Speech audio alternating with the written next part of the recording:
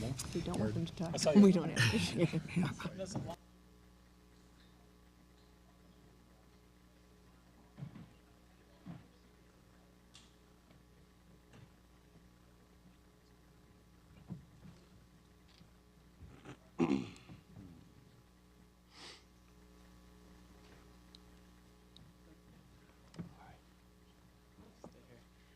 Okay, hi everybody. My name is Mike Schmidt. I'm the undergraduate student body president here at the University of Minnesota. I want to start really quick by thanking the event organizers here. A lot of work and a lot of time has gone into planning this tonight. And I'd ask all of you, all of the candidates and all the people in the audience here to respect that. So if there are any major interruptions, we'll have to ask you to leave. So with that, welcome to the University of Minnesota. We're really excited to have you all here for the 2013 University of Minnesota Mayoral Debate, hosted by MPIRG, the Minnesota Public Interest Research Group, and MSA, the Minnesota Student Association, so the undergraduate student government here at the University of Minnesota. So, just wanted to say really quick, again, thank you all for coming. Civic engagement, student engagement is really important to us, and we think that it should be really important to you too, and obviously it is because you're here. And I'd like to, I guess, end this by introducing Professor Andrew Karch of the University of Minnesota. He'll be our moderator for the night. So, thanks again.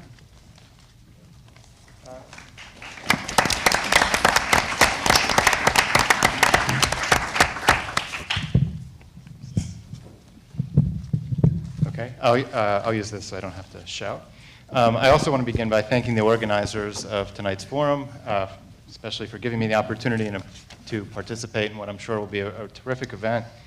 And as a member of the political science department here at the U who interacts with students on virtually an everyday basis, I'm especially pleased, proud, and reassured in some ways to see students participate in the democratic process. And as, well, clap for yourselves.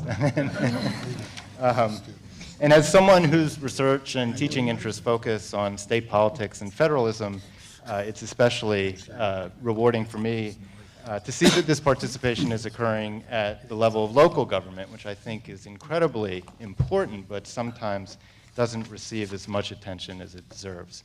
And so my role here tonight, along with that of my co-moderators, is to facilitate a discussion of the issues facing the city of Minneapolis about which students are especially concerned. And so the questions that I'm going to ask have been written by the organizers of tonight's event. They've been circulated ahead of time to the participants.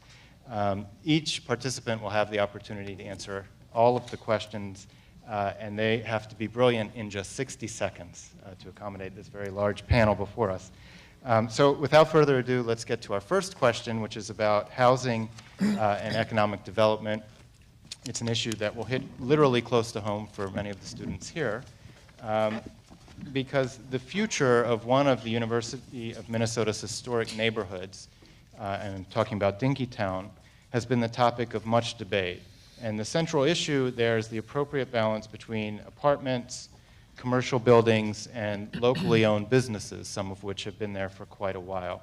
And so we'll begin with Mark Andrew, and I'd like for each of the candidates to give us their opinion on the continued commercial development of the Dinkytown neighborhood. Thank you very much. And a special thank you to our MPIRG friends. MPIRG saved my life, and that's probably not too much of a overstatement. I was one of the original organizers and the first president of MPIRG, and it turned my life around. It was one of the most important things that I ever did. So those of you who are in the organization, congratulations to you. Still going after 42 years. It's amazing, and it's truly wonderful. Quickly on the housing piece, I supported the Opus development in Dinkytown. I am a supporter of greater density in housing in our community, especially in areas that are underdeveloped, such as in North Minneapolis.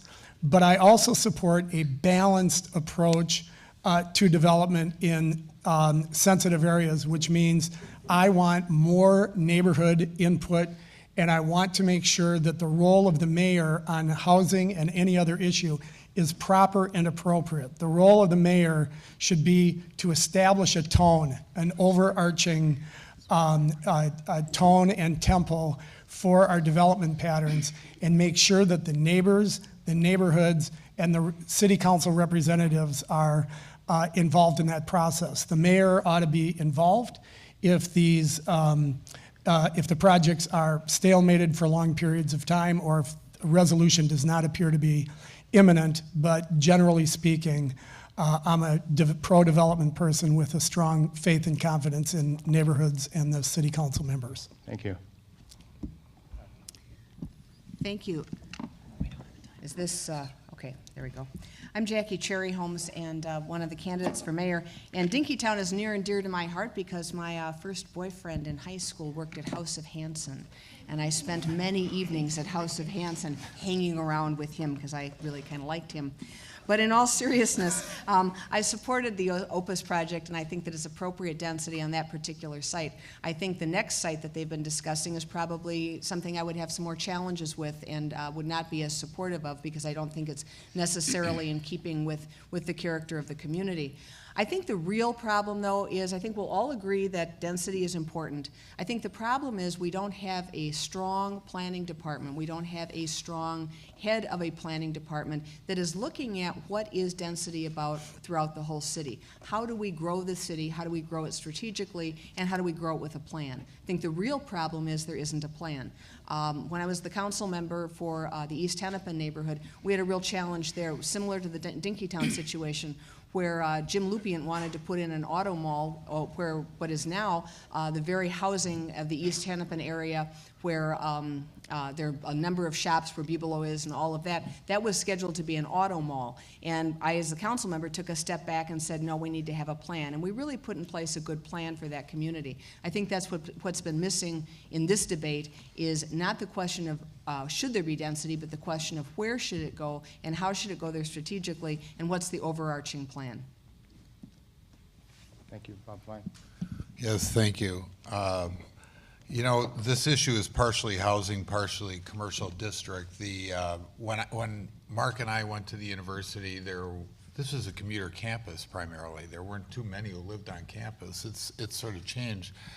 And, you know, Dinkytown is an exceptional area. It was always an area that, you know, was very important, and I wanted to you know, I've always wanted to retain the character of it. The question is, with the development going on, whether we're really retaining the character. I think density is important. It's very important as you get into a downtown area. The real issue is, what do you do here? I served on the zoning board in the city. I understand planning real well. I've worked with it very heavily in real estate, and I believe that we do need to have a definite plan that's very careful about where we do this. And my experience at Dinkytown really comes back to this with the character. Growing up, I had an uncle who had a women's wear store for probably 30 to 40 years in Dinkytown, and I can't tell you how much time I spent there. I used to always go there as my way of getting to their house, spending weekends with them, with my cousins. And there was a certain character behind all the small businesses, which is what we've been losing in Minneapolis. And so we have to be very sensitive to what we do, because we lose those small businesses, we lose the character, we lose what we have. And I can tell you, I used to go there, my aunt or uncle used to take me over, and I knew all the, you know, I had met everybody in all the little small businesses, and we're losing them. You know, it's the kind of character we should retain. So we should be very sensitive about how we retain such interesting little districts. And I'm all for density, and it's great that we have students living on campus, but you know, we've got other places too. So I think we need to be very careful about what we do in Dinkytown. Thanks. Nancy Hodges. Well, my vision for the future of Dinkytown comes in part from all that I heard from everybody during the debate. I'm on the city council. I did vote to support the project, the recent project in Dinkytown. But it is completely possible for Dinkytown to be a safe, affordable neighborhood that helps attract students to the University of Minnesota. That it's a false choice to say, you know, you have high rents or low quality. Is the false choice that's being made right now because of our challenging vacancy rate in the area. It's a false choice. And as we build more housing and as we build more housing near campus, there's going to be a wider range of options at various price points for students here in the university area. But there is room. There is room to create that housing, but also have the mom and pop businesses, the local businesses that people like and cherish so much because it serves a community that needs them. So that vision for Dinkytown and the future here, I think I'm very pleased that the conversation has been happening. I'm very pleased at the feedback that we got, and I think we have a good future moving forward. Thank you. Okay, I'm Doug Mann. On the economic development, there are 3 points that I want to hit on. One is I want to have a focus on making housing affordable to all, and also dealing with the foreclosure crisis. We want to get, help people to stay in their homes and to get the vacant bank-owned homes occupied again. And the city could attempt to do that with special assessments on the vacant bank-owned homes, use of eminent domain to acquire the houses. We need a higher minimum wage so that people can actually afford to live. For instance, students living independently. $15 minimum wage would bring it up pretty much to the level it was when I entered the workforce. And we also need to address the racial segregation in the city and also income inequality.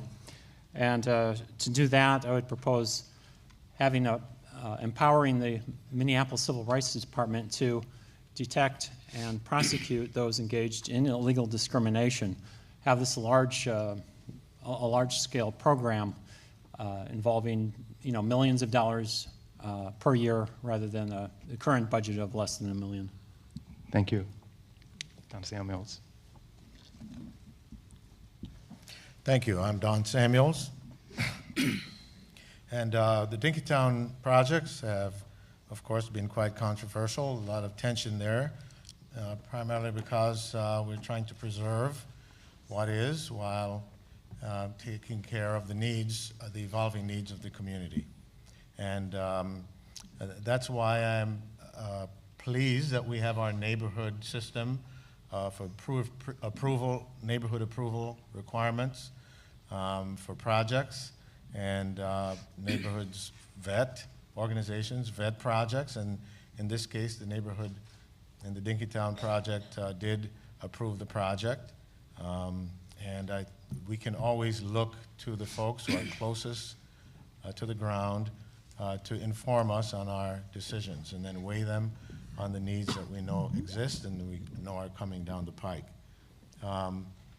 There's always going to be that tension. One thing I must say is that we must acknowledge that some parts of our city are emptying out, while some parts are getting very dense, and that's part of the problem.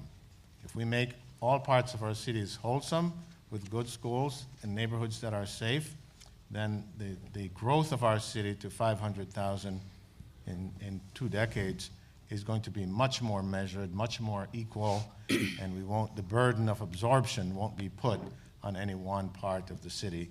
We're much more likely to maintain the old and while building the new. Thank you. Cam Winton. Hi, I'm Cam Winton. I'm in the wind turbine maintenance business, and I'm running to bring some fresh eyes to City Hall. If you leave with nothing else tonight, I hope you leave with the memory that there's a direct line from where each of you sits tonight to being up here on stage or being a staffer on one of our campaigns. I got my start working in politics on a mayor's race in Philadelphia, where I grew up and went to college. And it sparked a fire in me for trying to do some good in the world through the political system. And I know that each of you is here tonight either because you're in the paid employee of one of our campaigns or because you share my belief that through the political system, we really can make our communities and our country a better place. So thanks for that. This isn't pandering, it's just a fact that I've got the same values you have, or else I wouldn't be right here and you wouldn't be right there. On the topic of housing, I do support the Opus project. I do support any project where people want to build housing in our city, unless it's something ridiculous like a massive skyscraper right in the middle of a residential neighborhood.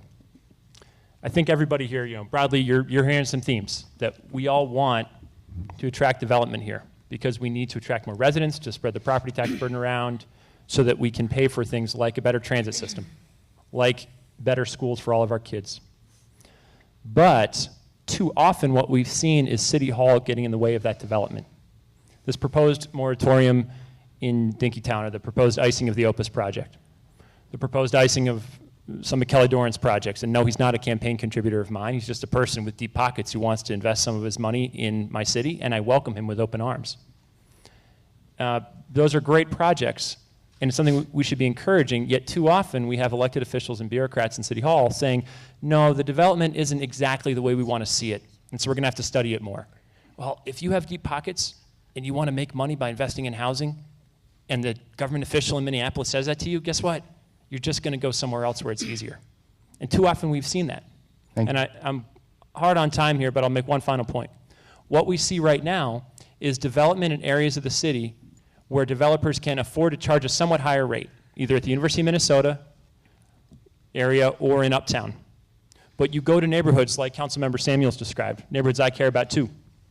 We don't see the same type of housing development. We need to make it easier for people to build housing here so that people can make a return on their investment at all different price points, not just the higher ones. Okay. Thank you, Ms. Woodruff. Great.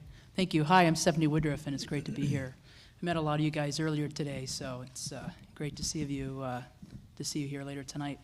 I support the Dinkytown project. I am a small business owner, so I feel for some of the small business owners that will be displaced by this project. But I'm all for development. I think that we have to have kind of an overall better, sustainable plan to make sure that development happens, but it's transit-oriented development. We have to make sure that we have proper transit if we're going to have density. We've got to have density if we have the objective to grow this city to 500,000 over the next decade, and particularly 70,000 residents downtown Minneapolis. Key to that success, though, is to make sure that we are involving the neighborhoods, that they have a voice in terms of the overall planning. It's got to work together in terms of the transit, the housing, the commercial development.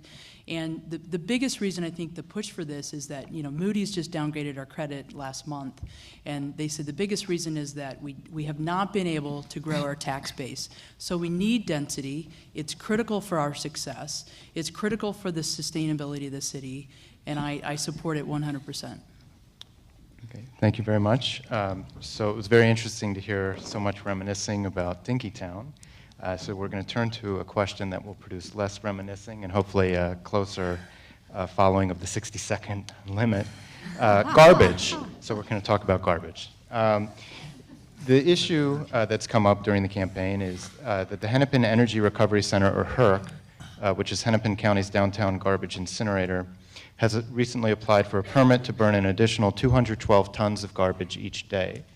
The controversy surrounding this issue has to do with the fact that HERC reduces the need to landfill waste, but it also emits air pollutants when the waste is incinerated.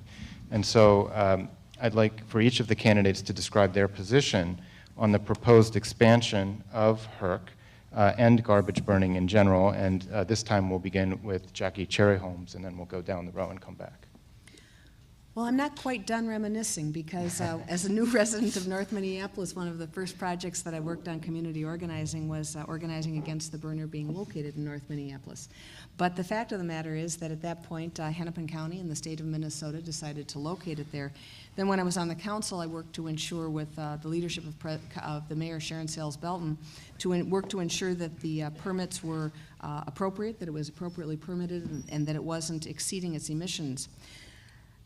The reality is that the burner is owned by HERC and managed by Covanta. And in full disclosure, Covanta has been a client of mine in my government relations consulting business.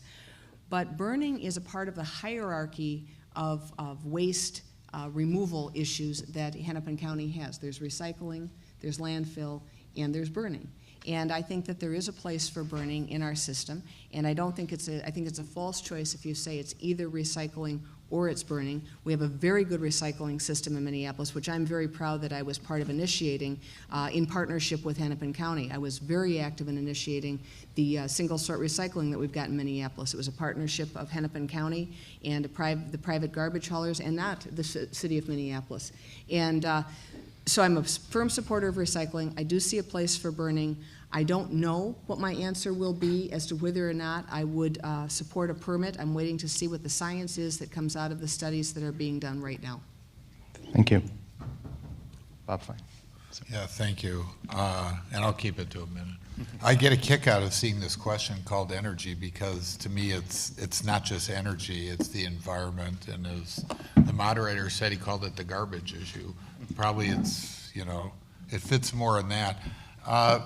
Very simply, you know, I'm real strong about on issues regarding the environment and the fact that I don't want to see pollutants in the air. I think we should be concerned about, you know, what the future is on that.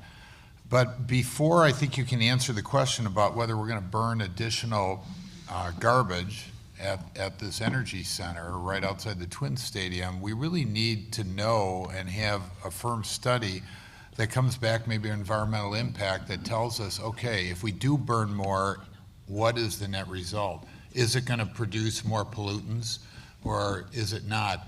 If it does produce more pollutants, I think we're going in the wrong direction. We shouldn't be doing that. We should be thinking about trying to educate citizens more into recycling and less garbage so we burn less. If it doesn't affect the environment, if the system works pretty well and I can sit at a Twins game and be able to breathe real air, you know, and if it's really not going to affect it, then we can take a look at it and improving it. So I think you need more of an answer about our true study and someone who can come back and give a scientist giving a definitive result.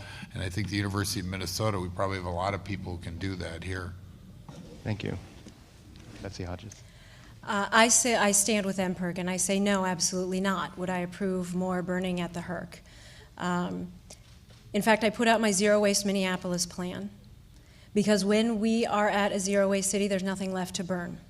And having a garbage burner, having an incinerator gets in the way of doing the robust recycling programs that we need to do. It gets in the way of actually heading ourselves towards zero waste, which is a better way to go for the environment. It's a better way to go for the economy. It's a better way to go from start to finish in terms of the energy and supply chain, because it takes energy to make the things that are being burned.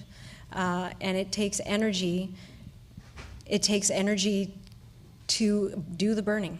I mean, it's a no-win for the community. And at the bottom of it, that plume that comes out of that garbage burner sends a plume of poisons across north and northeast Minneapolis. It's not an equal opportunity plume of poisons. And so I say no to putting more of those poisons across communities that are already distressed, that already have more than their fair share of fine particulate emissions, which we know have impacts on health, like asthma, like heart disease. So absolutely not. I'm proud to have the Sierra Club endorsement. I'm proud to have the Clean Water Action endorsement. I stand with MPERG and say no, absolutely not. I wouldn't have supported the burner when it came up, and I wouldn't be, I'm not defending it now, and I wouldn't defend it now. Thank you. Doug Mann. Yeah. I totally agree with the comments that Betsy just made. I think we should go towards zero waste and zero burning. I would vote against, or attempt to veto anyway, any approval of increased capacity for the HERC, and I'd like to see it shut down. There are complaints from people in the community that, you know, the air quality is poor enough, and I think that the HERC garbage burner is contributing to that. As far as we need to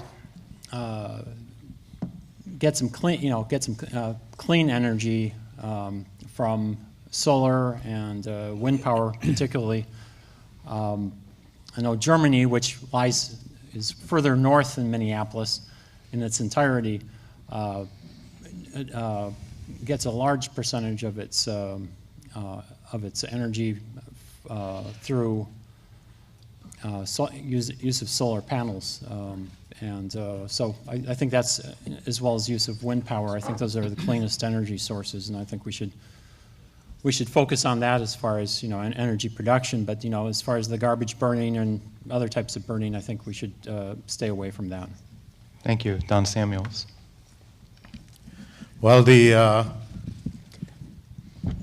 HERC, if we go down to zero waste today, the HERC would still have 66% of burning going on. That's because 2/3 of the garbage burned at the HERC comes from the suburbs. This is a Hennepin County garbage burning facility. And so we're going to have to work out our relationship in a collaborative way with these suburban communities, Bloomington, St. Louis Park, et cetera, about waste. This is going to be a county collaborative, and the city is going to have to begin to have conversations with these communities to make sure that our zero waste efforts don't make us make one step forward and 2 steps backward, because that's what would happen. So I'm not in favor of increasing the emissions from the garbage burner, especially not until the suburbanites reduce their contribution to our pollution. Thank you. Cam Winton. So since we're at the U and I'm up on a stage and you're in a lecture hall, let me lecture at you really briefly. I think what you all will find as you go forward in your lives, whether it's in politics or elsewhere, rarely is there somebody that's really trying to stick it to somebody else. More often, there are people who, yes, have their own agendas and cherry pick their own facts, and both sides in political debates are guilty of that. But rarely is somebody really trying to stick it to somebody. And I raise that principle because I think it aptly describes the way we came to have a garbage burner in the first place in downtown Minneapolis. And now it is a principle we can think about when we're trying to decide what to do next. Just to make sure everybody's on the same page here, the garbage burner, do folks know what that is? It's that big smokestack sucker right next to the Twin Stadium. And it's running at 80% capacity right now. And the county, and the company that the county hires to run it, Covanta, want to increase that to 100% capacity. And as Councilmember Samuels accurately said, a lot of that garbage, most of the garbage being burned is from the suburbs. So Minneapolis could unilaterally change how we're handling it, but there'd still be a lot of poison coming out of that smokestack. I raised that point about not trying to stick it to people because back when the garbage burner was first built, I'm certain that the Hennepin County Commissioners who led creation of it thought it was the right thing to do because the alternative was an old-fashioned landfill. And old-fashioned landfills were terrible. They leached poisons down into the groundwater. The methane emissions were horrible. We didn't even really understand greenhouse gases fully, but they were greenhouse gases. Today, though, landfill technology has improved the same way computer technology has improved. With a modern landfill, you line the bottom so that the groundwater isn't being poisoned. You cap the top, you capture the methane, and you can actually use the methane to generate further energy. And so I, as mayor, would lead us in dealing with our inevitable trash problem by putting the trash in modern landfills, not burning. So to answer the question very clearly, I absolutely oppose expansion of the HERC burner, or going up to full capacity at the HERC burner. I too would work with suburbanites to make sure they're not burning their poisons in our town. Okay, and I do see modern landfills as a way to solve the problem. Okay, thanks. Stephanie Woodruff. Great, thank you. Yeah, this is a no-brainer here. As mayor, I do not support the additional burning at HERC. We've got to strive for zero waste by 2025. Other cities are doing it, California, San Francisco, Los Angeles.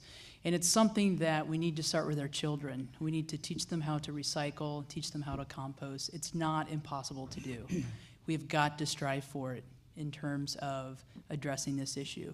And right on with Don and Cam's point here, that over 2/3 comes from the suburbs. So we have got to work collectively with everybody that is involved in this issue to make sure that if Minneapolis commits to a zero waste, that we can work with the other communities to make sure that, you know, we are doing the best possible to minimize the amount that we're burning.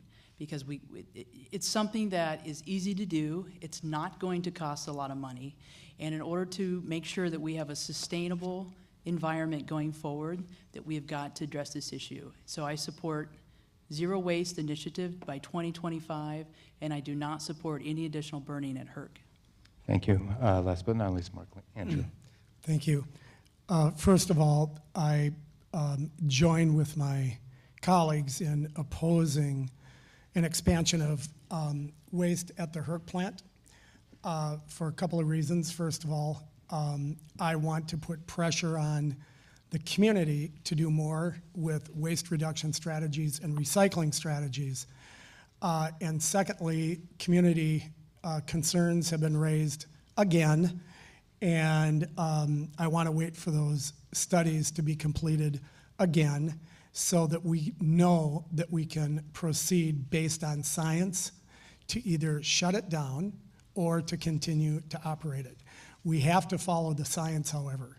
And in 25 years, the science has told us that the HERC, while a creator of some emissions, is not a public health threat in any way. And so I'm waiting for those studies to happen.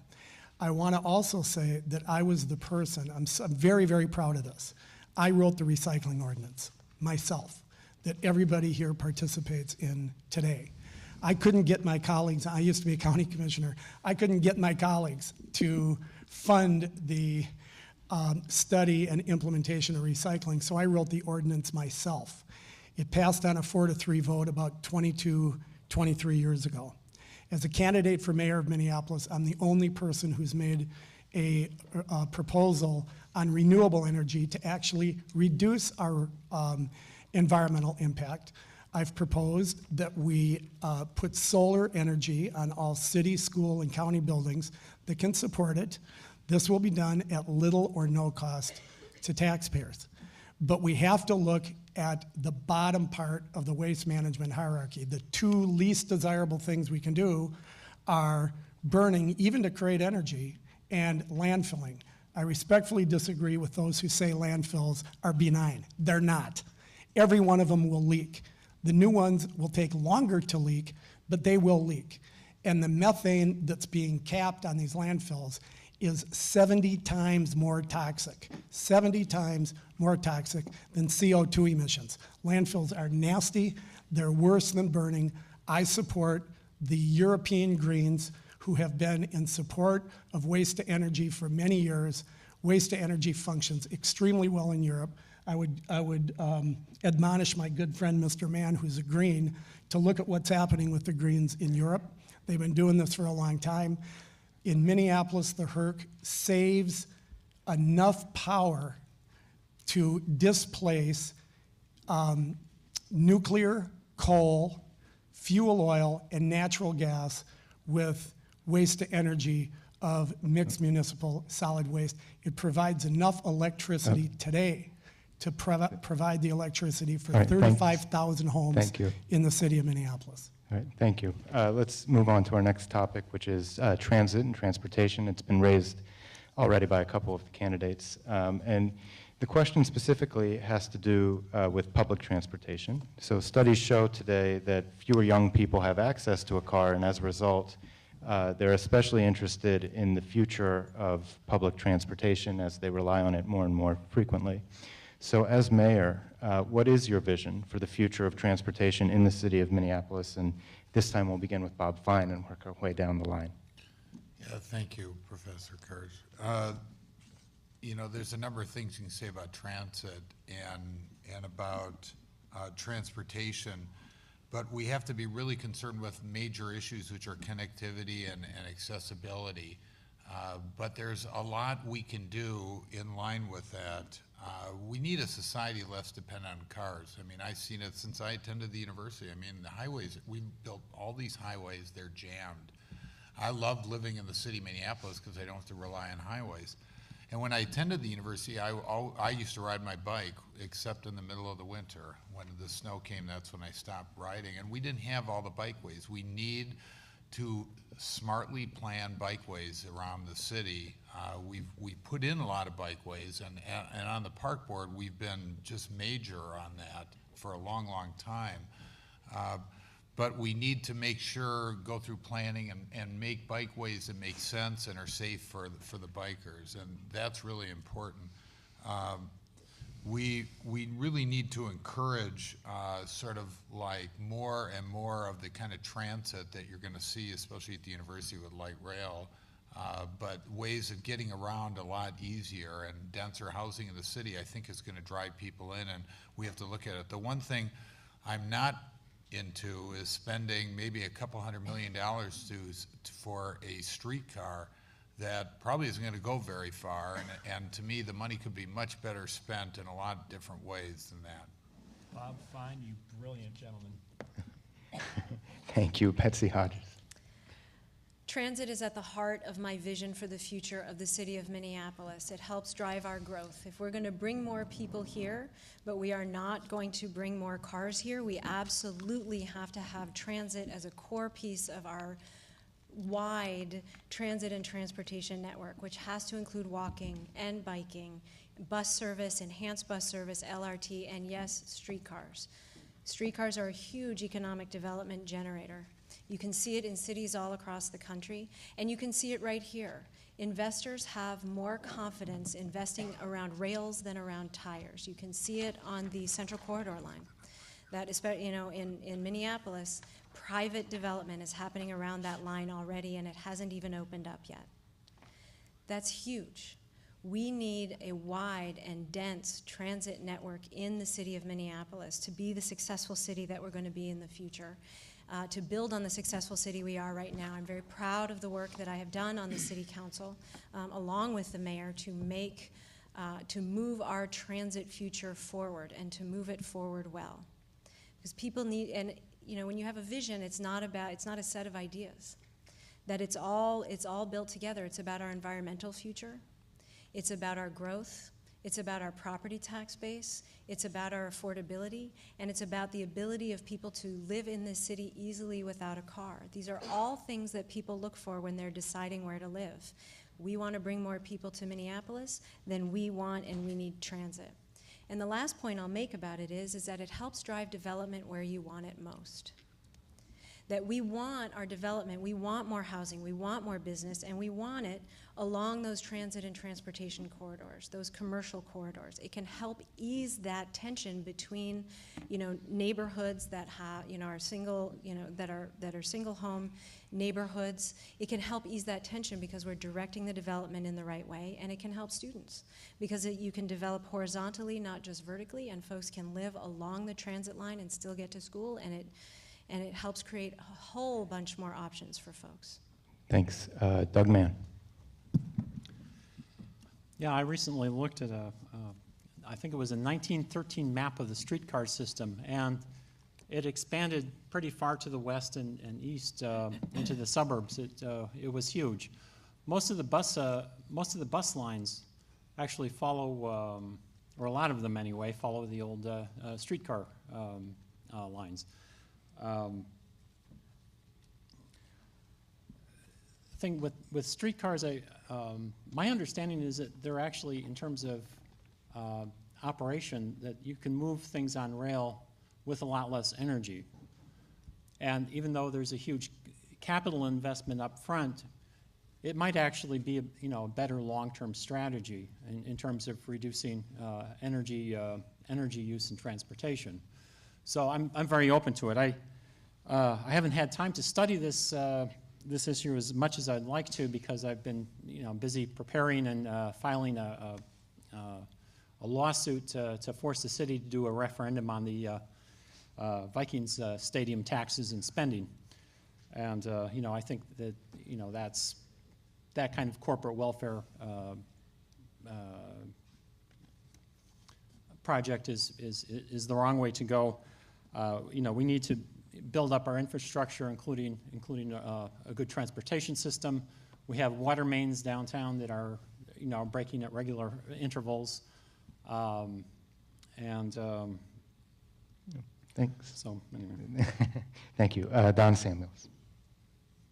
If we're going to grow our city to 500,000 as we want, if we're going to strengthen our tax base, we're going to have to do some things that are forward-thinking, like making sure that we have the best transit.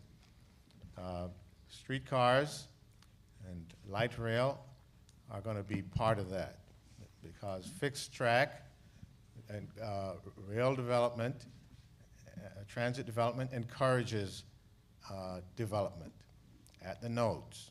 They're dependable, they're more substantial, they call attention, they attract riders.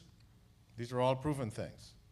And the cost over time works out, because you have to change a bus out every 5 to 10 years.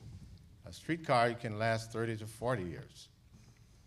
And I'm proud of the work I've done.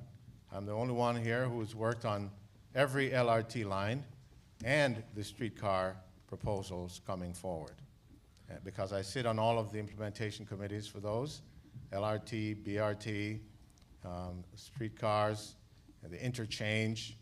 And we have great plans for this city. And we're going to grow our population, and people are going to be riding in style, and it's going to be an attraction for the development. No doubt about that. Thank you, Cam Winton.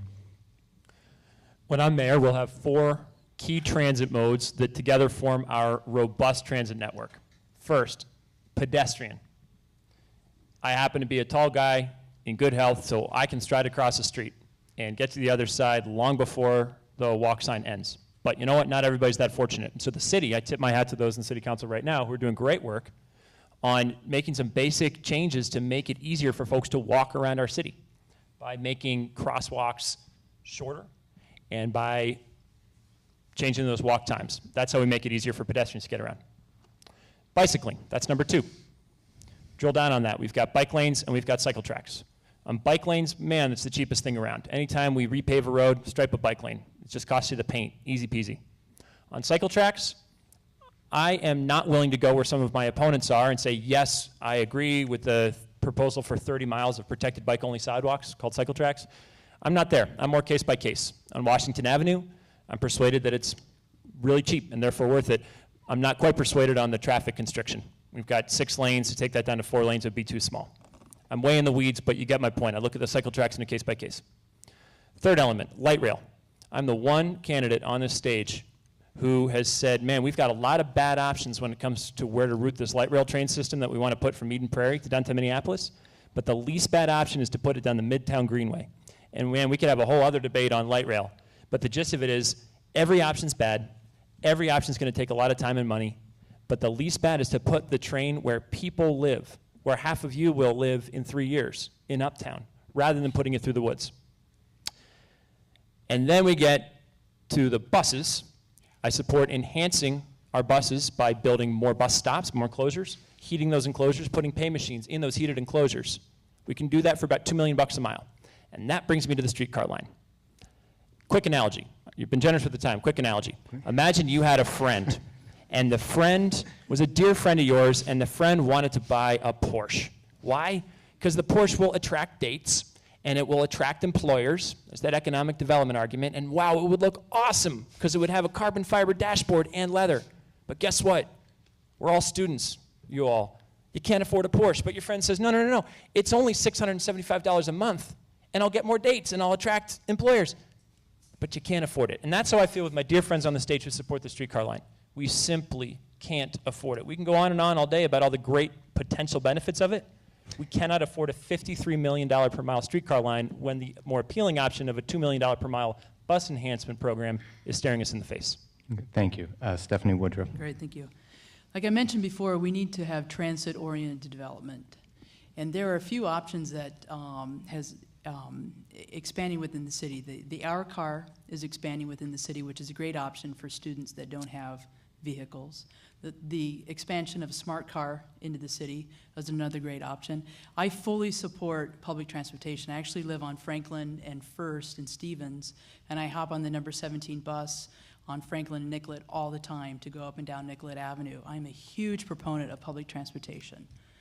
Now, the streetcars, I love streetcars, I really do. I wouldn't go as far as what Don says that they're romantic, but I love streetcars, but I do not love this deal, how it's proposed.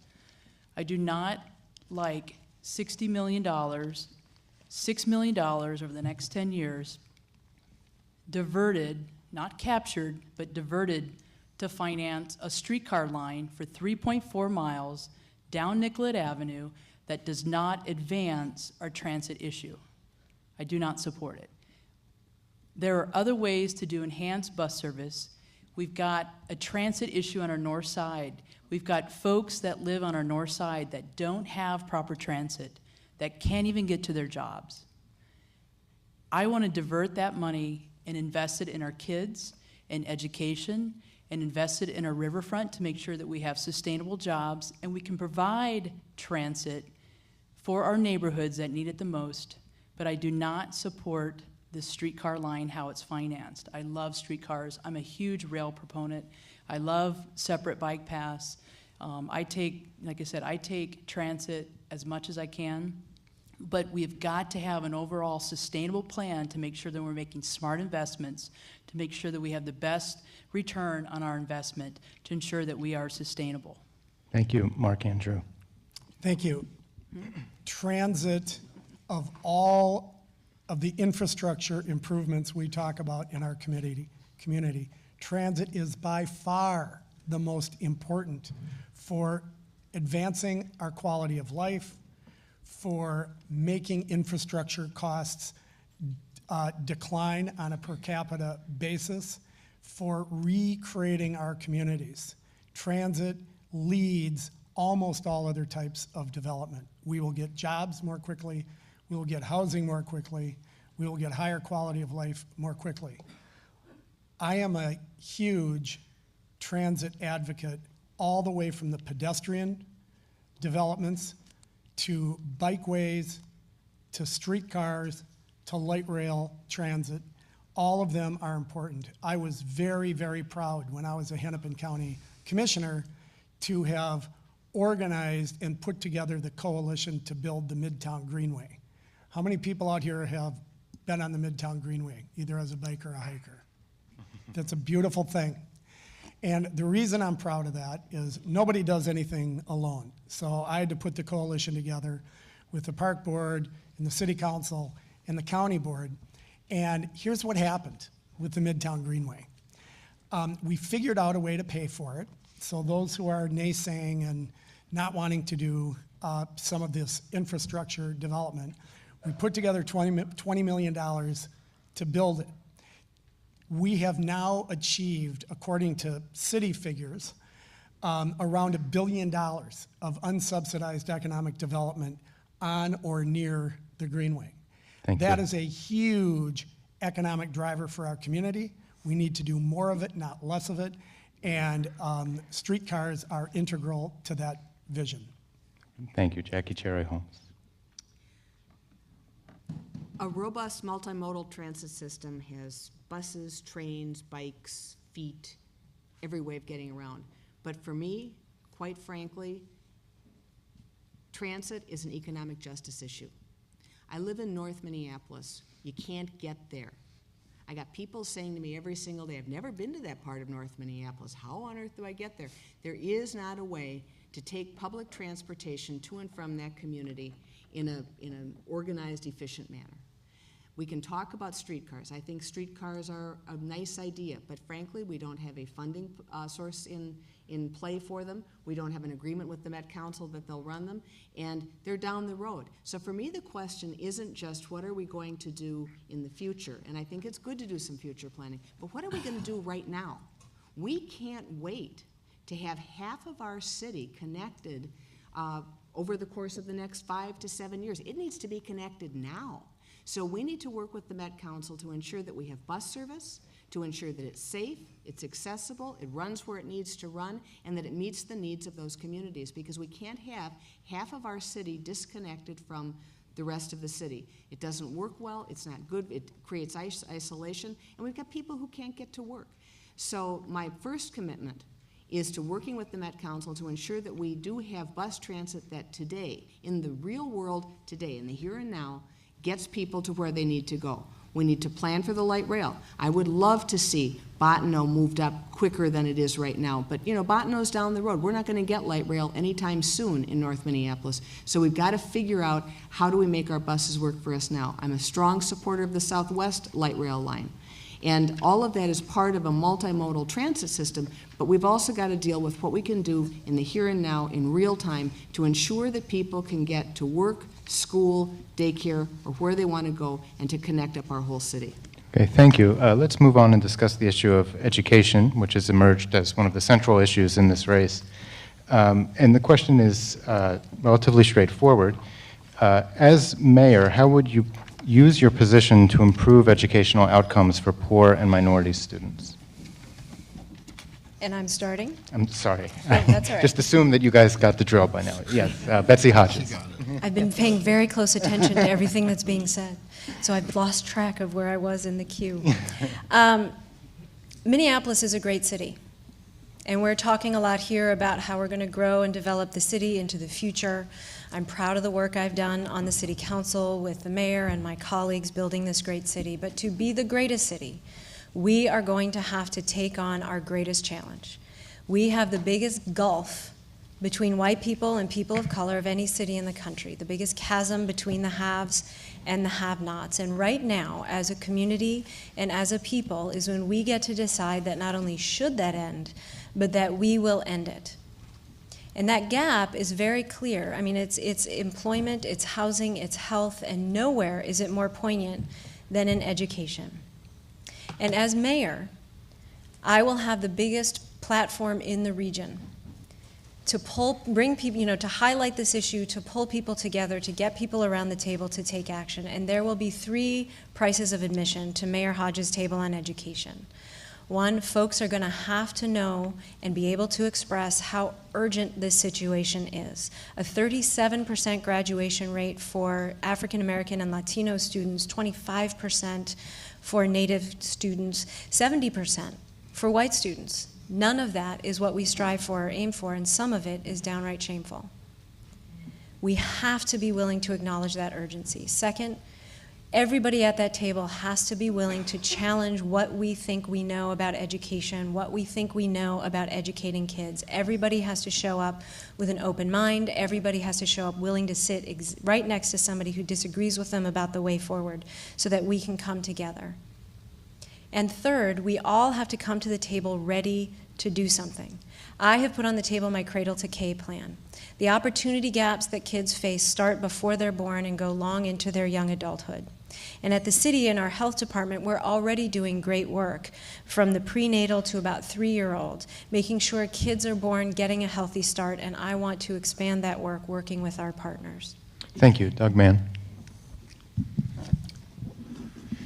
In my opinion, racial gaps in test scores and other educational outcomes are a reflection of unequal conditions of learning within the schools themselves.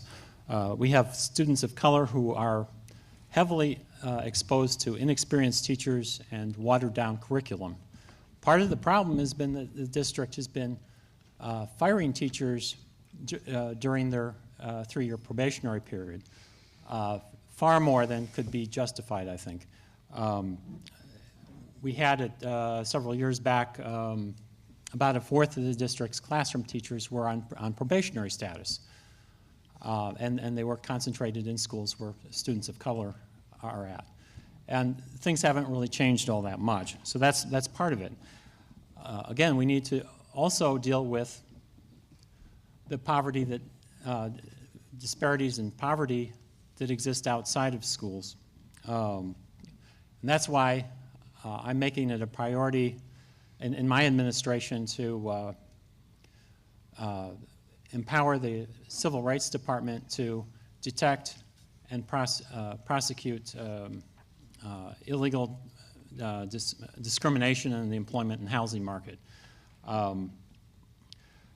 think that can account for the covert discrimination that goes on and is not dealt with, accounts for a lot of the disparities in employment, and also accounts for a lot of the segregation in this town. And you know, that's the really ugly part of Minneapolis, and I think that needs to be addressed. Thank you. Don Samuels. Thank you. Nobody on this dais has been dealing with this issue longer than me or more passionate than I. My wife and I moved into the most challenged neighborhood in the city, the Jordan neighborhood. It's consistent with my entire life. No matter how great a professional job I had, whether I was the senior director of research and development for a Fortune 500 company, I always lived in the most challenged neighborhood in my city because I believe that white flight and black middle class flight after the civil rights era killed our inner cities. And one of the basic components is going to be returning the diversity, economic diversity, to our neighborhoods. Because the concentration of poverty is leading to isolated communities that have poor schools and a lot of crime. And that's why I've been involved from the very beginning. You're asking, what am I going to do as mayor? I'll tell you what I'll do as council member. Without even being a weak mayor. Call me a weak council member from the weakest ward in the city. And yet I was able to bring in 10, start an organization that brought in the leaders of 10 of the highest performing schools in the country to present to the city and the school board and the superintendent what they did to make their schools work at actually reversing the achievement gap with low-income minority inner city kids. It can be done. We know, we've seen the presentations. We don't have to have any more meetings about it. We know what works. Harvest Prep, Hiawatha Academy, they are reversing the achievement gap. And we know it's now about implementation, and we need a mayor who has the courage to lead the implementation, support the superintendent in her brave moves, and push her even further and faster because we can't wait. And I'm the only mayor who's going to be having a conversation, ongoing conversation, with the parents of our community to talk about what parents can do to change the trajectory of their community, of their children, and make theirs the last poor generation in their family. We know the science about that. We know what successful parents do. Thank you, Mr. Samuels. And we need to share that information with them. Okay. Cam Wynn.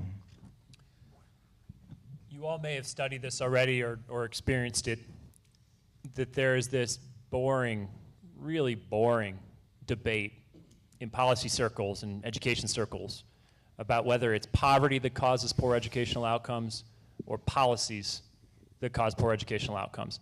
And I say it's really boring because, gosh, while people like us sit around and talk about that, there are kids dying, quite literally dying, because we don't all realize that it's both and go out there and take action based upon that realization.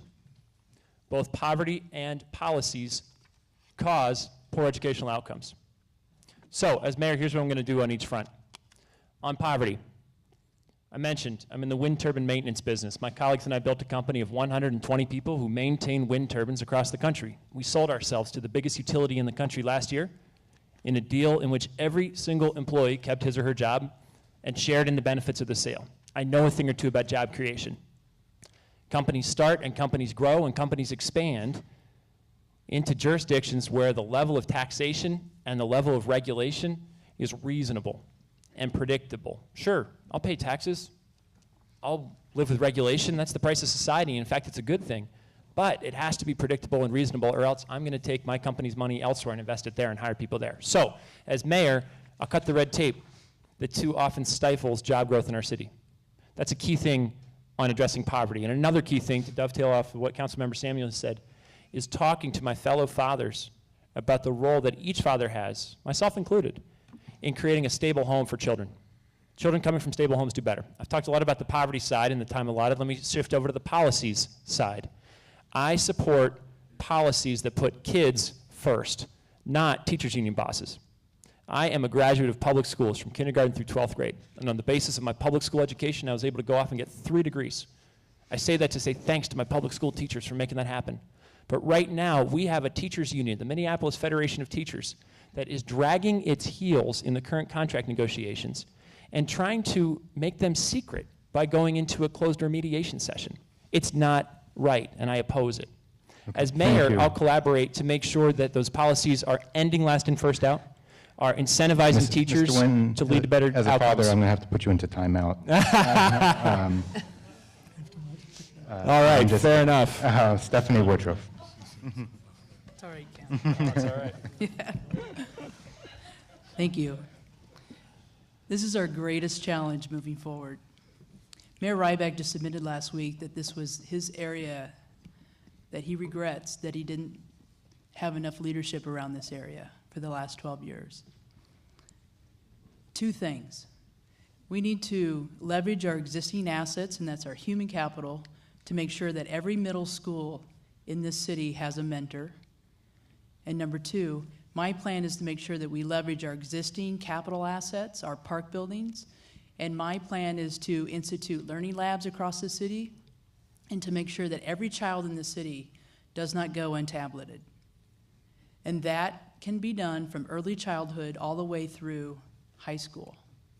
The only way we're going to solve this issue is to bring bold leadership. As mayor, I promise that I will be the lightning rod for the superintendent. I've publicly said that I support her plan for shift, and that I will demand bold action to make sure that this issue gets addressed. 22% of our students of color can only read and write. That's almost 21,000 students each year that don't make it.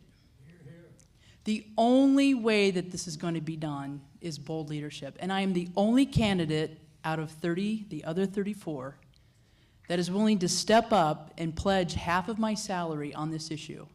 Yes, a reporter last week in MinPost said that I seem determined to continue to live on the edge by pledging my salary to solve this issue. And you know what? She's right. I will live on the edge to address this issue because it demands bold leadership. If the average household in Minneapolis, which is about $50,000, cannot enjoy the benefits because of education, then I shouldn't as your mayor. I am withholding half of my salary, $53,000, into a deferred account. If by the end of the year, if our students of color do not advance their reading and writing proficiency, then I will take that money and I will buy tutors or I will support my learning labs to address this issue. I said, put your money where your mouth is. This demands bold action. Thank you. Mark Andrew. I love that every candidate is so passionate about this issue. It's kind of ironic in a way because the mayor legally doesn't have a whole lot of control over this issue. The superintendent has legal responsibility for running the schools along with the Minneapolis School Board, and yet it is a driver for the future of our city.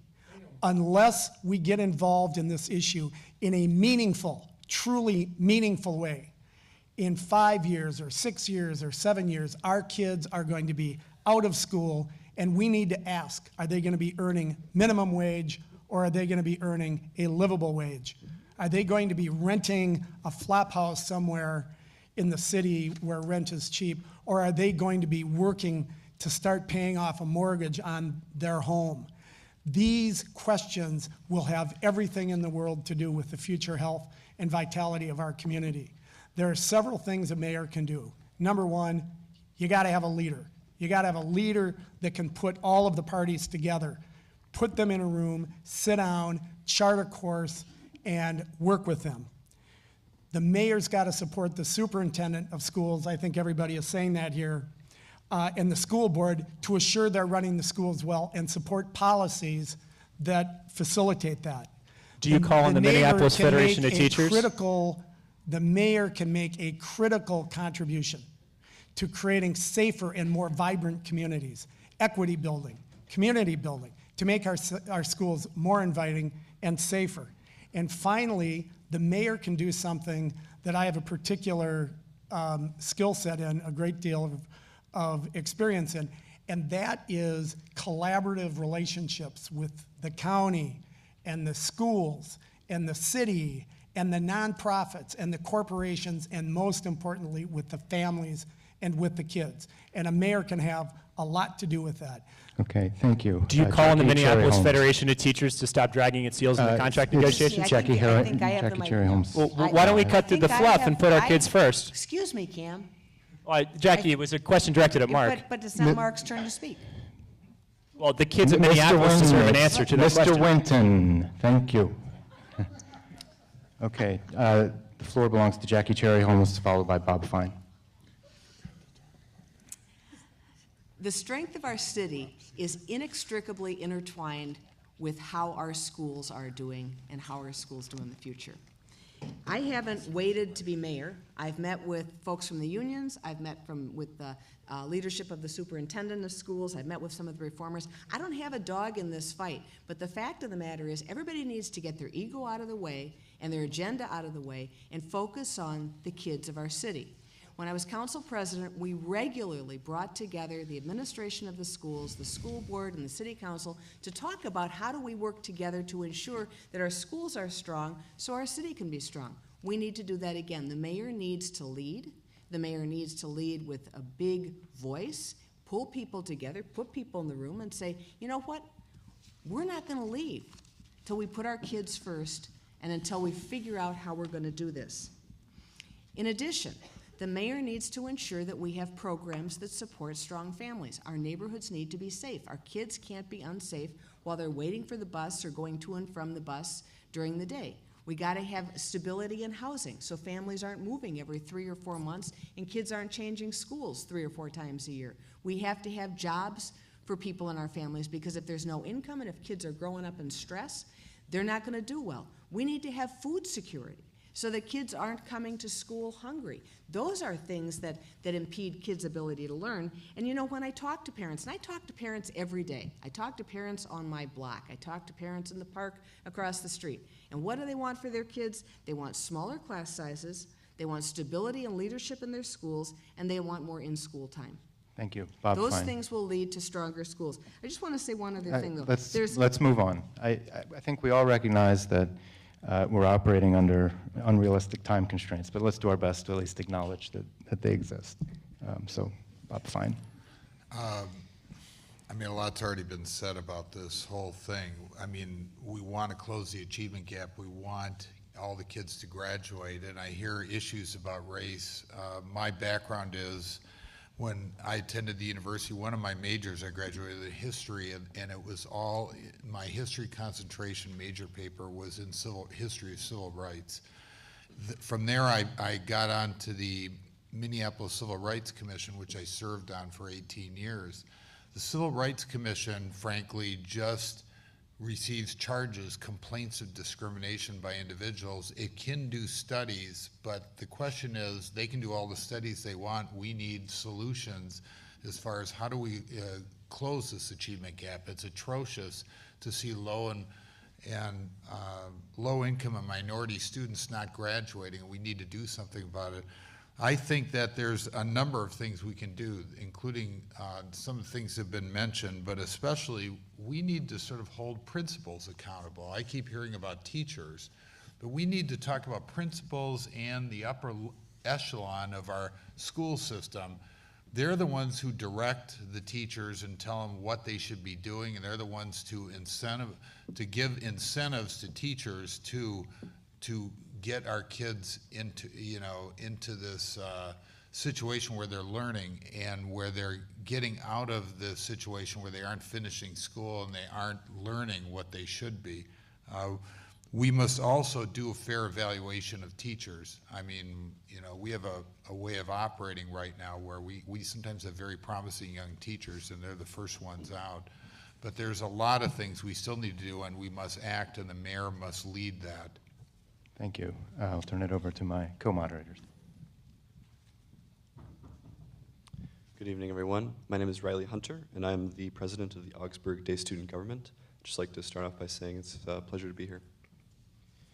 Mike and I will be continuing this event with the next portion, which is the question and answer session. These questions, there are 4 questions, and they were derived from submissions from students at the Voterpalooza event earlier today. Mike and I will alternate posing these questions to the mayoral candidates. These questions were chosen from the submissions earlier today based on their frequency and relevance for college students. The 4 areas include crime, campaign finance, issue loyalty, and jobs. The first issue being crime. In the past month, University of Minnesota students have been alerted to 3 separate armed robberies occurring on or around campus. How will the candidates include university communities in their plans to address crime? I'd like to start with Doug Mann.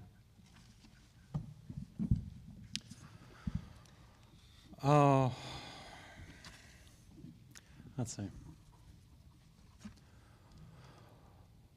Well, I'd like to speak for a minute about how to address, crime in general. I think what's driving crime to a certain extent, including things like robberies, are one, a criminal injustice system that is unequally enforcing drug laws, which marginalize a part of the population, and again, on the other hand, a lack of enforcement of fair housing and employment laws, and also another crime is policies that have put people into poverty. Poverty itself is criminal. We need a minimum wage of $15 an hour to bring it back to where it was at, when I entered the workforce 40 years ago or so. As far as bringing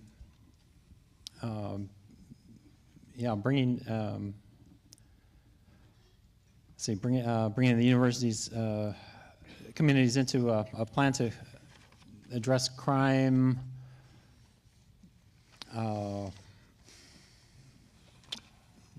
I think the city can do some outreach on that along with the police force. Great, thank you. Don Samuels. Well, I'm the chair of the Public Safety Committee at the city, and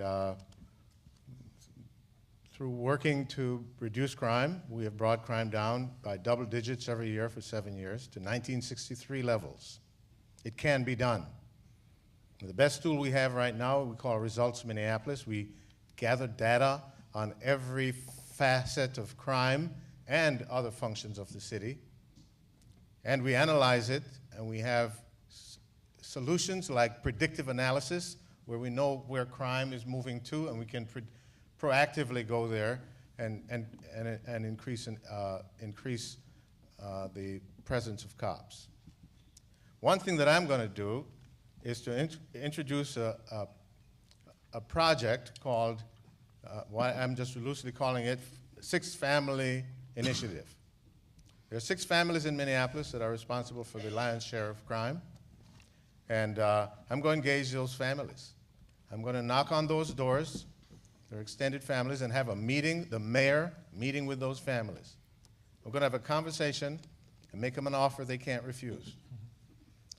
We're going to give your babies early ed, the best early ed in the city. We're going to give your kindergartners to K to 12, we're going to give them the best tutors and mentors. They're going to go to the best schools that successfully work with children of color, poor minority kids. Thank you. Just a logistical point. I bet I'm speaking for all candidates when I say we're really kind of like trained seals at this point. If you pulled out your iPhone and timed 60 seconds and just raise your hand when we hit 60, we'll stop talking on the spot, and that might keep things moving along. Because by the questions, we're only halfway through, and I know we want to share our views with the audience, but the inconsistent application of the time limits was part of what was causing the problem there. So if you just raise your hand 60 seconds, we'll all stop talking. Thank you. So, crime. I'll work with the university community the same way I'd work with all communities across the city, which is to get at the root causes of crime, not just treat the symptoms. So the root causes of crime are people don't have jobs, and people can't get good paying jobs because they don't have schooling. And so I've talked about the changes I would make in our educational system and the changes I would make in stripping away red tape so that we have a school system that's an engine of opportunity, and there are jobs waiting there for people who are capable of taking them. I also mentioned briefly earlier how, yes, as a father, I'd partner with Fathers. There's a great organization in Mad Dads. If somebody's looking for a way to fulfill a community service requirement, check in with Mad Dads. See if you can help them do what they're doing. Or the Northside Achievement Zone. It's a shameless plug for the organization that Don's wife, Sandra Samuels, leads. There are great organizations working to end generational poverty. And by working with those organizations, I can catalyze forces to nip the causes of crime in the bud. On the symptoms, part of the overall solution is having a fully staffed police department. Right now we don't have one, we need one. And I'll also make sure that that police department is treating citizens with respect, students, and people across the city. Yes, we need to make sure that the campus security and campus police is working with our MPD, with Chief Hardo. She has just released an MPD 2.0 plan to bring transparency, accountability, and integrity back to the force. So it's something that is key. This is a huge community here on the campus, and we have to work together and leverage kind of the best practices. We need to continue to invest in training and technology. I know that within the city we've got a lot of technology that we utilize to curb crime. So as mayor, I would make sure that Chief Hardo is working directly with this community, because it is a very large and important community, to make sure that our students are safe. Thank you. The high incidence of crime has everything in the world to do with employment. And employment has everything in the world to do with education. So if all of this seems a little bit circular, since we've been talking about those things tonight, we're going to go back to where we started and talk about the greatest things that we can do and that a mayor can do to attack this destructive social problem of crime. It has to do with our leadership in pulling together the communities, working with our communities, working with our families, other jurisdictions to develop the programs that allow people to get the right kind of education. We've talked about that a lot. The employment programs that need to be developed here will be driven by smart economic development policies and hopefully the improving national economy that will include things like what we've been talking about tonight: transit, transportation, other kinds of issues. Those are all macro issues that the mayor can have a lot to do with. Mayor can also submit a budget. The University Police Department and the, are we out? Thank you. Okay. Thank you.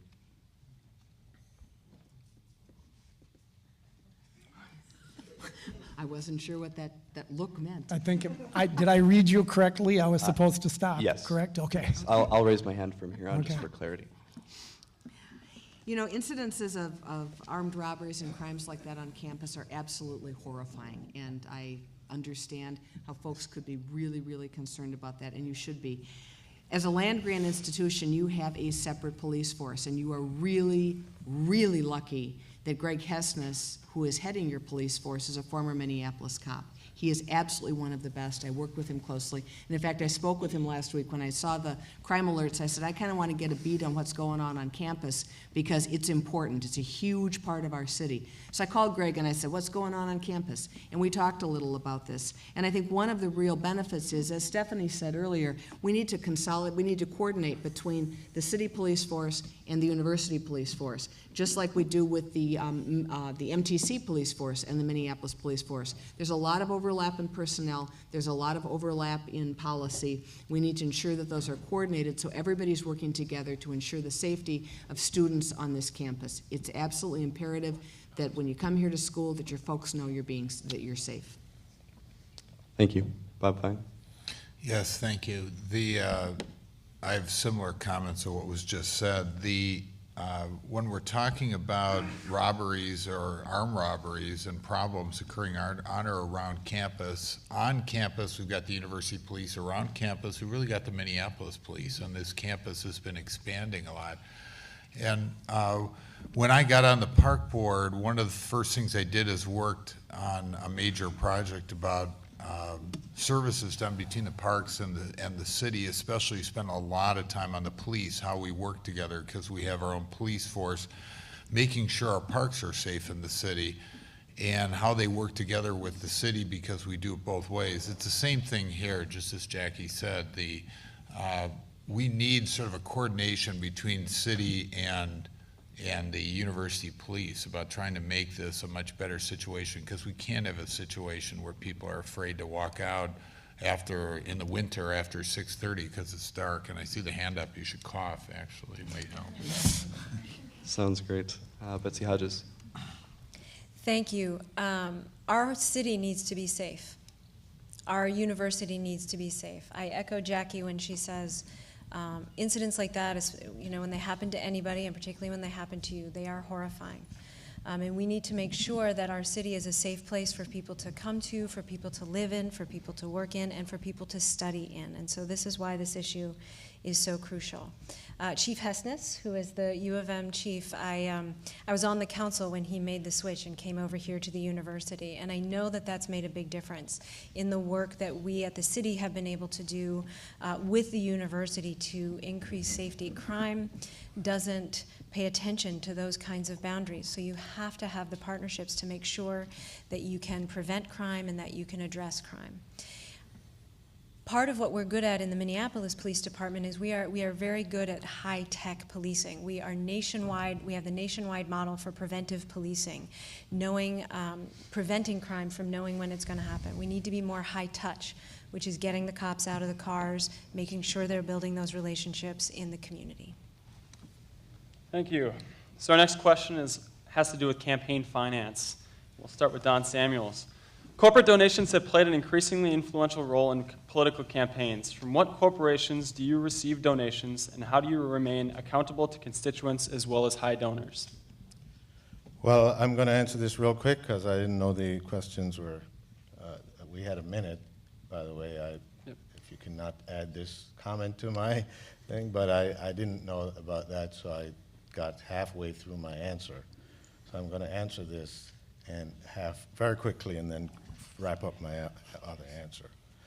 You're not allowed to take donations from corporations. It has to come from individuals. If individuals work for corporations, well, that's just how it is.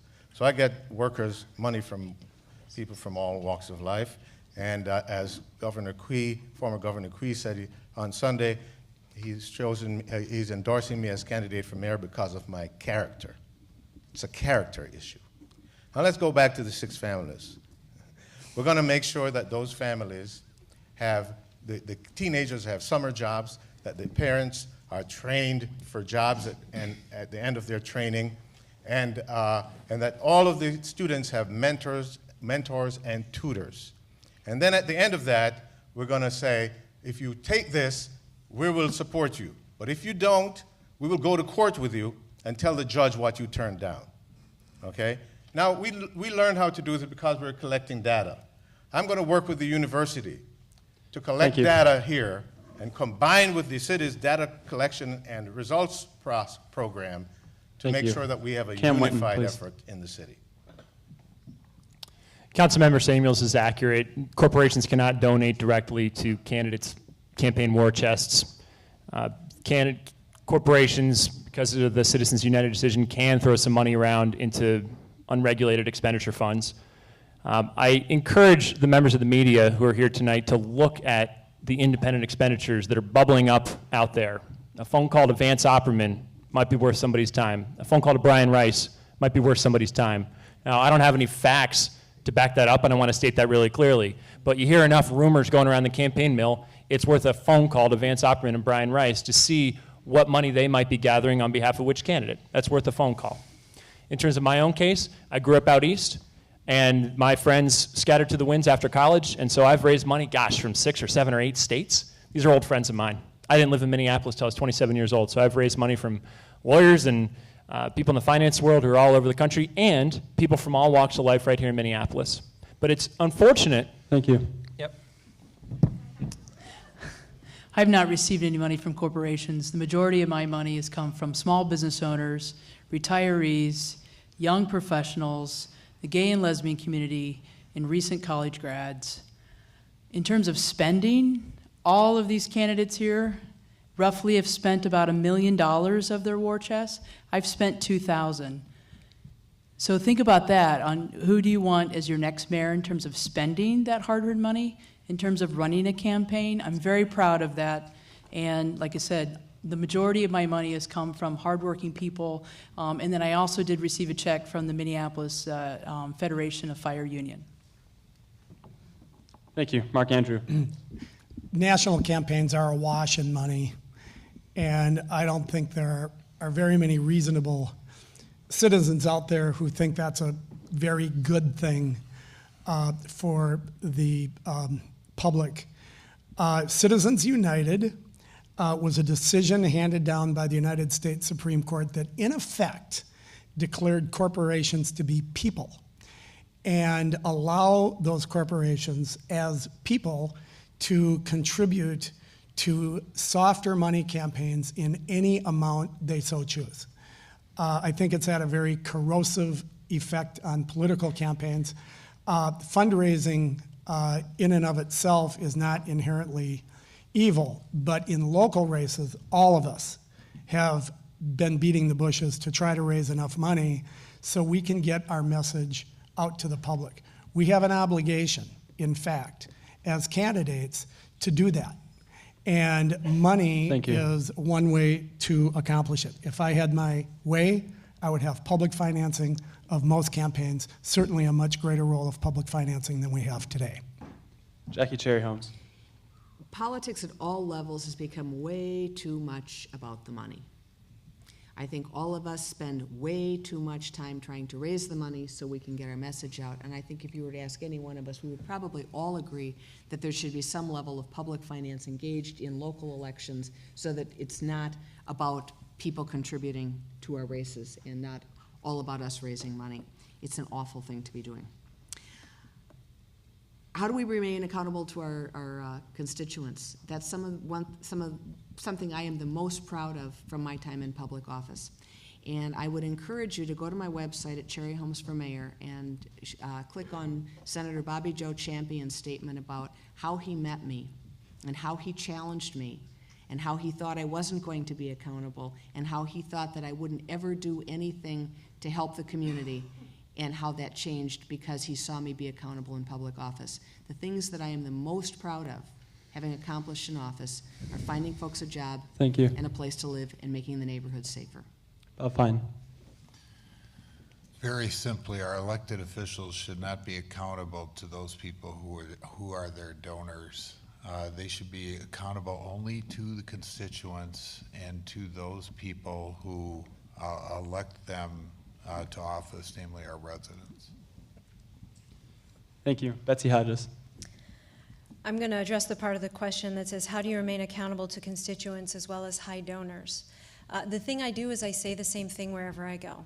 Whatever room I'm in, I say the same thing. We had a day where in the morning I had a screening with the Regional Labor Federation, and in the evening we had a panel we had a forum like this one with the Downtown Council, a lot of business folks. And I'm proud to say I said the same thing in both rooms.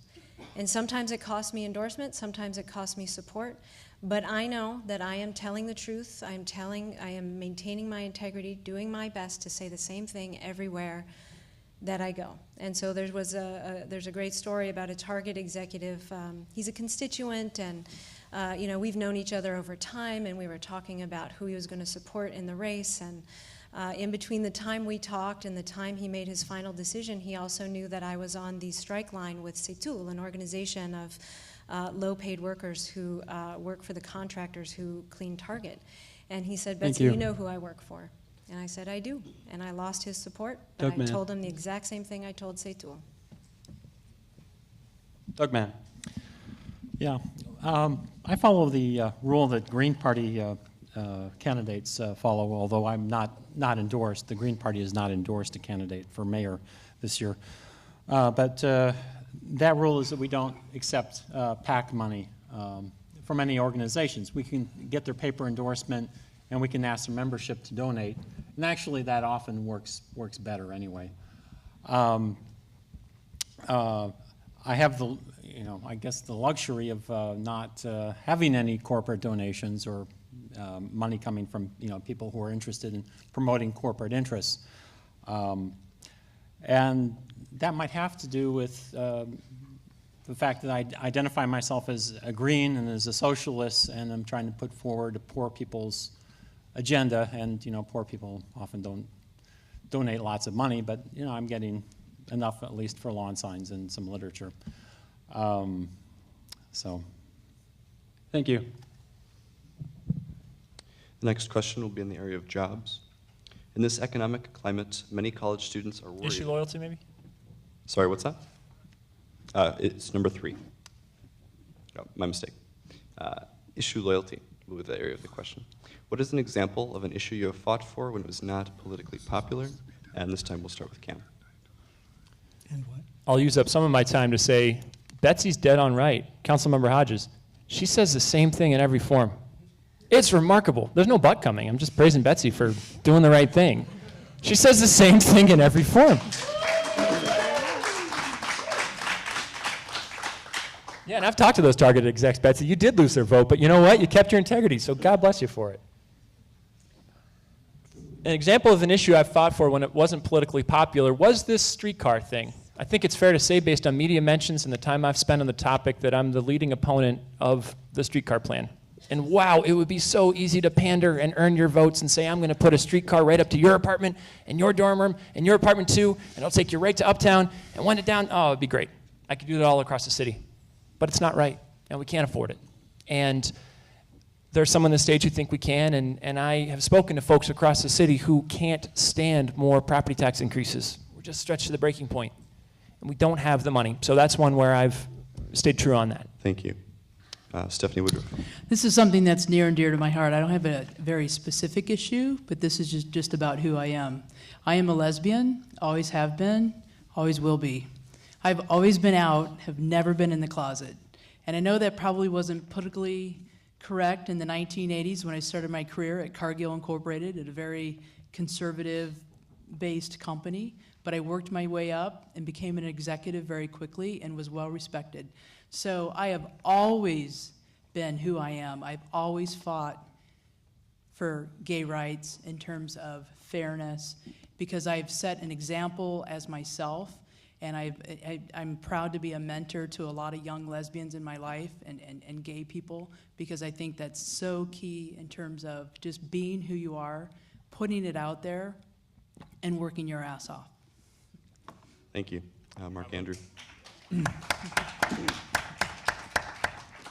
I'll applaud that too, Stephanie. Thank you. That's great. There are a couple issues that I would probably say that I fought for that weren't very popular at the time. When I first ran for public office, I was the first candidate to issue a white paper in support of gay rights in our community, and I got hammered at the door by a lot of people, which kind of shows how far we've come in the past generation. The same thing happened on a number of other issues, but probably my favorite, besides the social issues I fought for with LGBT, pro-choice for women, and programs for communities of color, was light rail transit. When I got on the county board and came out in favor of LRT, there was not a single elected member of our Minneapolis legislative delegation that supported it. None. We had no support at all. And I've spent 11 years in the trenches and was so proud when I was chair of the Light Rail Transit Authority the day we voted to build the Hiawatha Corridor. And by then we had most of the our legislative delegation.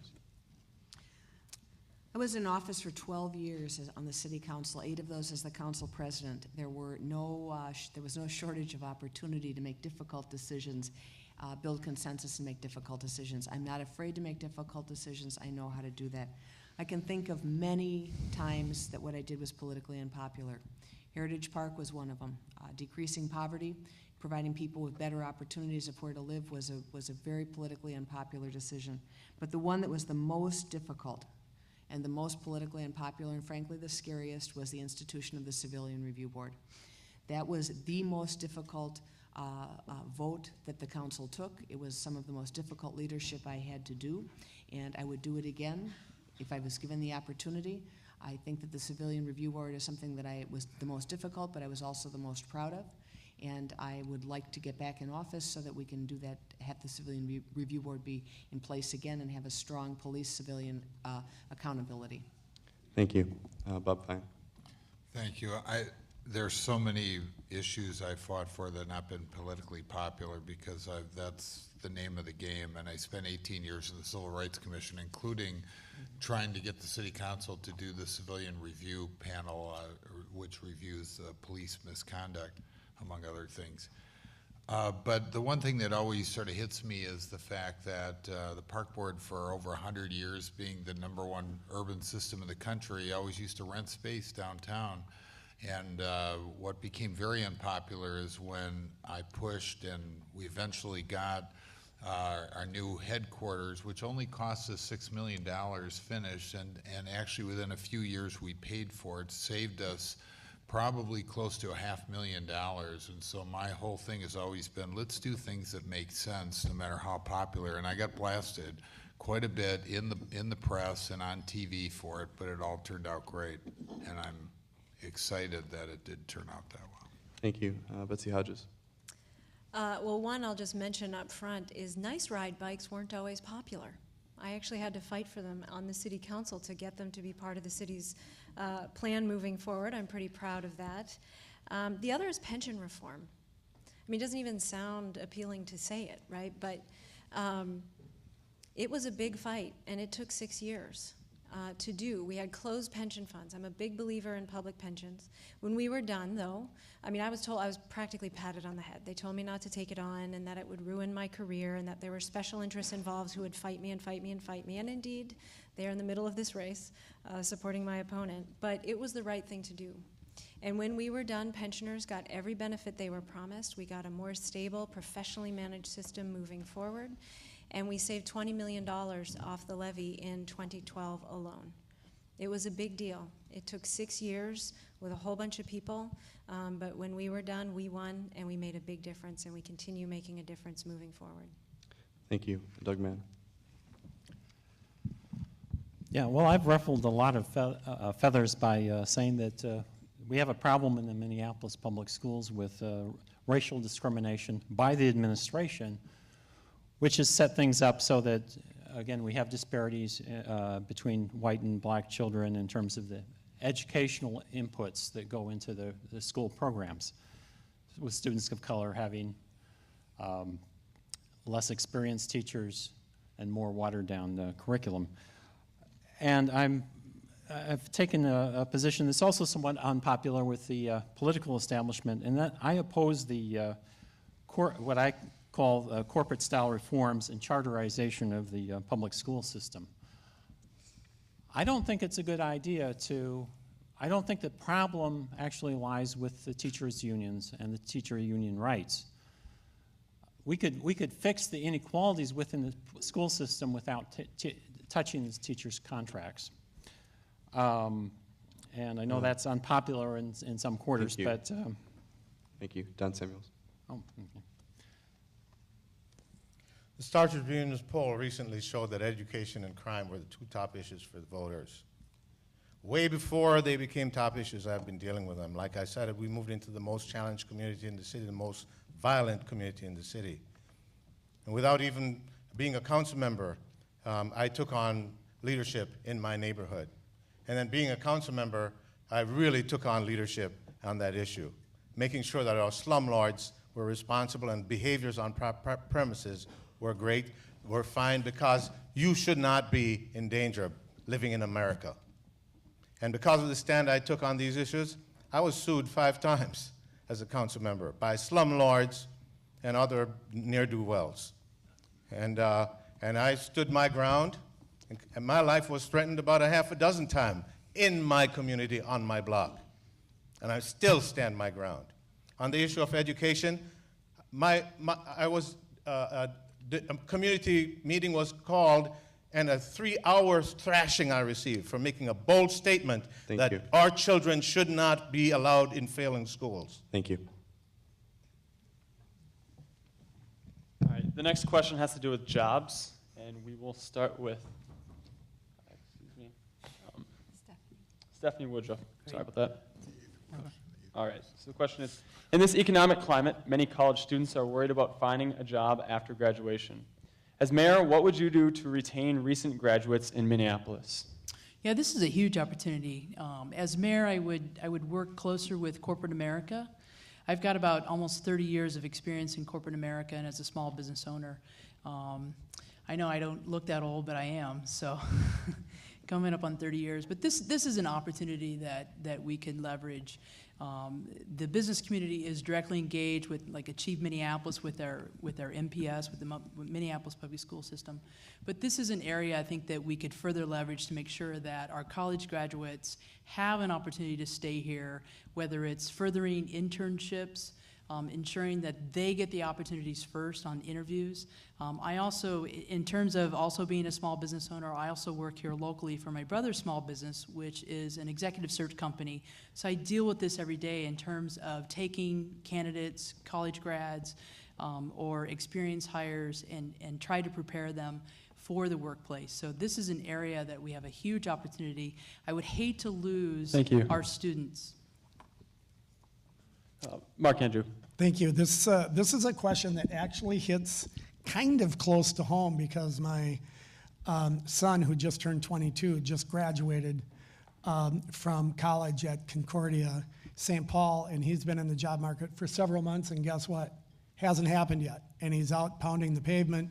He was an excellent student, and he wants to find a job in his field of interest. I don't know that a mayor can wave a magic wand and change all that, but a mayor can advocate for some things that are pretty darn important. One of those is I strongly support an increase in the minimum wage to $9.50 an hour by 2015. I think this is something that needs to happen in our state. We will lobby that at the legislature if I am elected mayor. I also liked what Stephanie had to say about job training and the creation of internship programs. I spent 16 years in public office. I was elected 5 times. But in the past 14 years, I've been an entrepreneur. And I have a small environmental marketing company.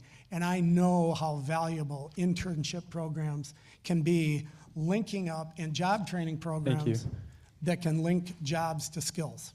Jackie Cherry Holmes.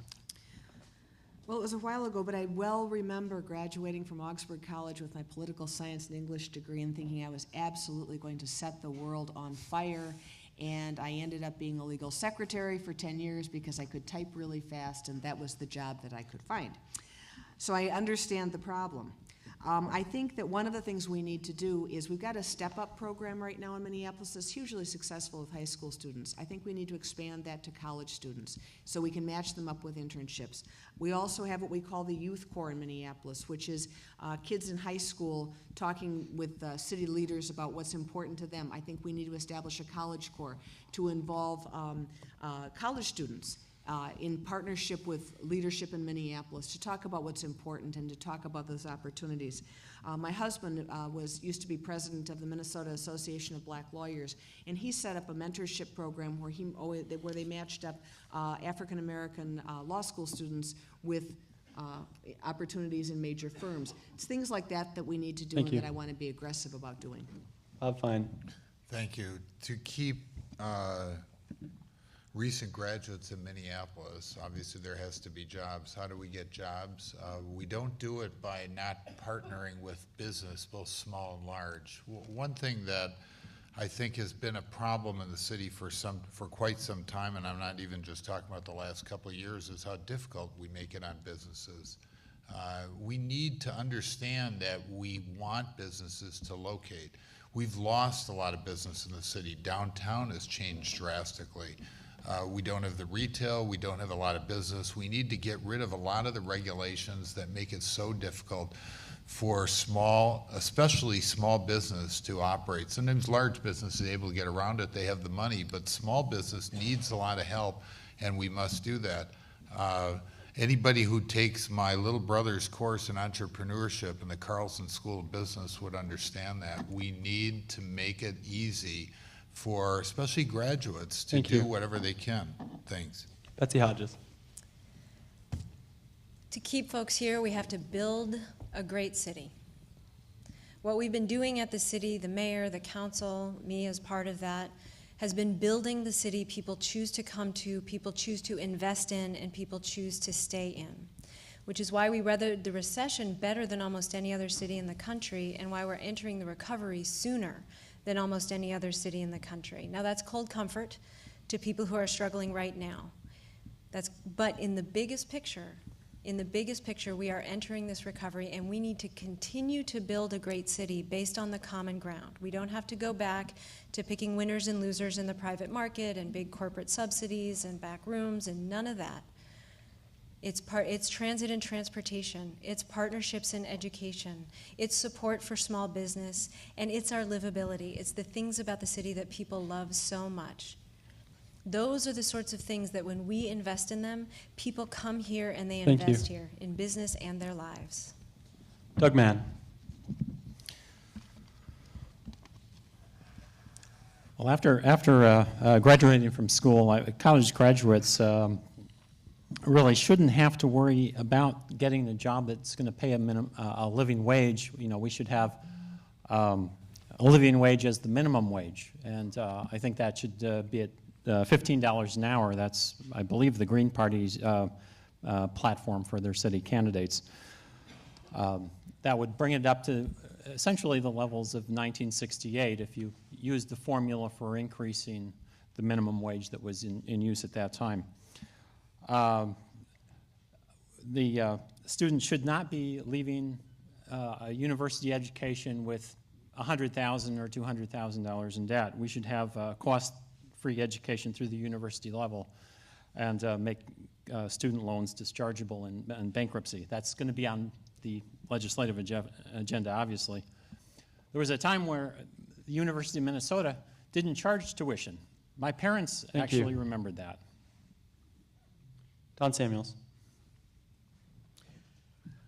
As mayor, I'm going to expand the Urban Scholars Program, which we have under my leadership, where university students, low income, get internships at City Hall, want to make it into the private sector so that they can be ready with a job with a great resume after college, saying that they have worked at a corporate or business firm. We also want to make sure that our young people are going into areas where there are jobs. Too many young people are mistakenly going to areas where they think they'll find work afterwards, but the jobs that are coming online are not in those areas. And I think we need to be open and transparent with our young people so they don't walk into a dead end. And that is especially true for low-income kids because they see social workers and they see other folks who touch their lives, and that's what they want to do. Kim Witten. I really like my opponents on the stage. Even the one who still won't answer the question about whether he calls on the Minneapolis Federation of Teachers to stop dragging their heels in the contract negotiations. He's really a good guy. I can tell you all the reasons why after the forum. All of my candidates are good folks, but they're all coming in some capacity from a background in elected or appointed office. And when all you've got is a hammer, all you see is a nail. And so what I hear on the stage are a lot of programs and commissions and laws that are going to require people to do better, et cetera, et cetera, et cetera. That's not my background. My colleagues and I built a business. You heard me describe it. 120 employees across the country. When I'm mayor, we strip away that red tape so that real businesses, one that can stand on their own 2 feet and provide a good or a service in the private economy, flock here and grow here. And we make it easier for people to come and build more housing here so that the quality of housing goes up and the cost of housing goes down. Because who's a senior? When you have a job and a low-cost, high-quality apartment, you're going to stay here. If you don't, you won't. One thing on the minimum wage, sounds great. Who wouldn't want a better life for everybody? But when you make something more expensive, people buy less of it. And so what you get when you raise the minimum wage, the people who have jobs get more money, Professor but the Karch will people close. who don't get jobs. Thank you. So that will conclude tonight's forum, and even though the forum is over, obviously our conversation about the future of Minneapolis will continue, both tonight and throughout the campaign. Please join me in thanking all of the candidates for participating in tonight's forum, sharing their passion with us, and giving us a chance to learn more about where they stand. So thank you very much to all of you. Thank you, everybody. Thank you very much.